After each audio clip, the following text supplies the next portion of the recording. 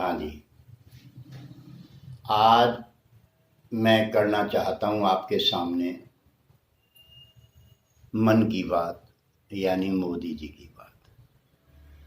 देखिए, मैं इसलिए आपसे, सभी भाइयों से बात ये करना चाहता हूँ जो ज़रूरी है। वो ज़रूरी क्या है? वो ज़रूरी ये है, यदि हमें अपने देश को, अपने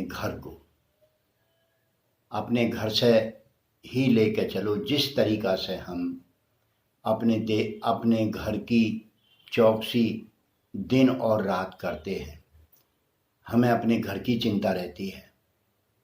रात को भी पूरी तरीक़ा से हम चौकस होकर सोते हैं ताकि हमारे घर पे किसी यानी दुश्मन की या कोई चोर उचक्का वगैरह नुकसान न पहुंचा दे। इसी प्रकार मोदी जी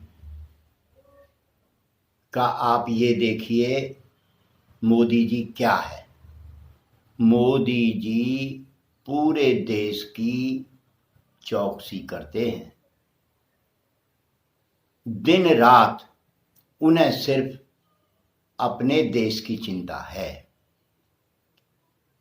अपने जितनी भी हमारे देश की सीमाएं हैं उनको ज्ञान है, भाई इस वक्त वो बादशाह की सीट पे हैं, लेकिन उनके अंदर सिर्फ देश की चिंता है, ना तो अपनी चिंता है, ना अपने घर वालों की चिंता है।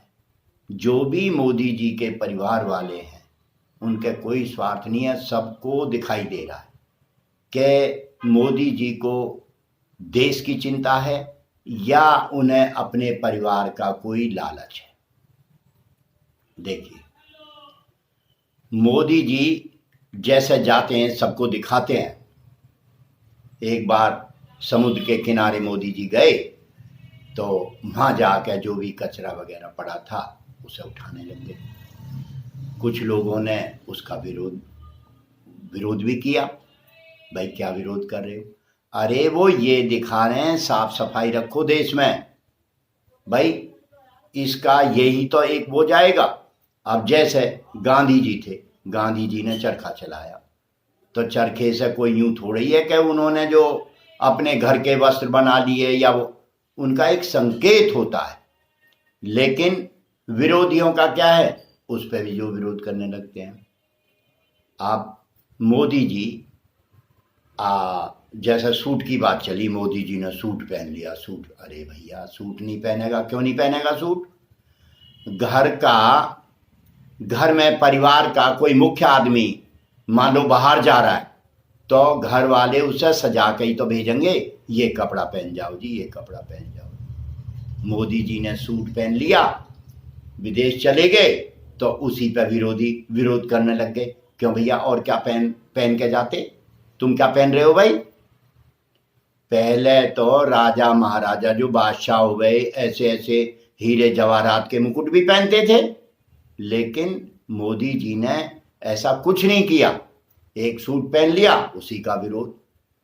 मोदी जी ने सब, कश्मीर का मामला देख लो, नोटबंदी का मामला देख लो। नोटबंदी करी, क्यों करी? क्योंकि जो ऊपर से जो भी हमारे CID है या जो भी वो हैं जो देश के रक्षक हैं, उन्होंने इशारा करा, मोदी जी को बताया कि हमारी करेंसी का मामला संदिग्धता में आ गया है, विदेशी छाप रहे हैं, हमारे देश की गड़बड़ हो जाएगी। मोदी जी ने सारी बात सोच के समझ के रात के 8 बजे ऐलान कर दिया कि भाई करेंसी पे एकदम बैन लगा दिया। विरोधी विरोध करने लग गए। सब समझते हैं वो जो देश के बारे में कर रहे हैं, हमें सोचना होगा, समझना होगा। और अगले का, मोदी जी का सिर्फ देश के लिए कर रहे हैं, कोई स्वार्थ नहीं है। हमें इस बारे में सोचना होगा, एक दूसरे से बताना होगा। इसीलिए आज मैंने ये बात सोची है, भाई साधन है, मैंने सोचा क्यों ना जो है अपनी जो एक वीडियो भाई लोगों को बताऊं, जो मन में आया।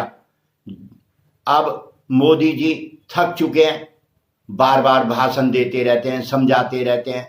भाई क्या जरूरत है? जो सच्चाई है वो सबके सामने है, इस बात को समझो और अपने देश के बारे में सोचो। क्योंकि ऐसे आदमी, आप योगी जी हैं, मोदी जी हैं, योगी जी को देखो, योगी जी सिर्फ अब राक्षसों के पीछे लगे हुए हैं, राक्षसों का विध्वंस करने के लिए। सच्चाई सब जानते हैं, यदि माफिया हमारे ऊपर बराबर बैठा रहा, हमने कानून की मदद नहीं करी एक दूसरे ने, मोदी जी को, योगी जी को यदि हमने अपनी ताकत नहीं दी, तो हम अपनी जो आज में जो आपके सामने एक आवाज मेरी आ रही है, ये दब जाएगी, मेरी हिम्मत ही नहीं होगी कुछ बोलने की। तो भाई राक्षस तो हमेशा रहते हैं, देवता भी रहते हैं, राक्षस भी रहते हैं। यदि देवताओं की आवाज को हमें मजबूती देनी है, देवताओं की आवाज में यदि मजबूती देनी है, तो सब एक हो, मोदी जी की, योगी जी की आवाज को बुलंद करो और इन्हें ताकत में, योगी जी, मोदी जी जब तक हैं, इनको ताकत देते रहो और आगे भी सीट पे योगी जी, मोदी जी जैसे लोगों को बैठाओ, देवताओं को बैठाओ। नहीं तो ना तो हम कोई तरक्की कर सकते, ना अपने परिवार को रखा सकते। हम सभी को मालूम है कि देश में क्या क्या अत्याचार हुए हैं, हमारे परिवारों पर क्या क्या अत्याचार हुए हैं। हम अपने परिवारों की रक्षा नहीं कर सकते। रक्षा हम कर सकते हैं यदि एक दूसरे की आवाज से आवाज को मिलाओ और एक दूसरे को अच्छी बात बताओ और ताकत दो, और अपने जो कानून है, अपने देश के जो हमारी सीट है, पीएम की, राष्ट्रपति की, मुख्यमंत्री की, इन सीटों पे अच्छे, साहसी और निस्वार्थ लोगों को बैठाओ। भाइयों, मेरी यही बात है। आगे को फिर अपना बात रखेंगे। नमस्ते।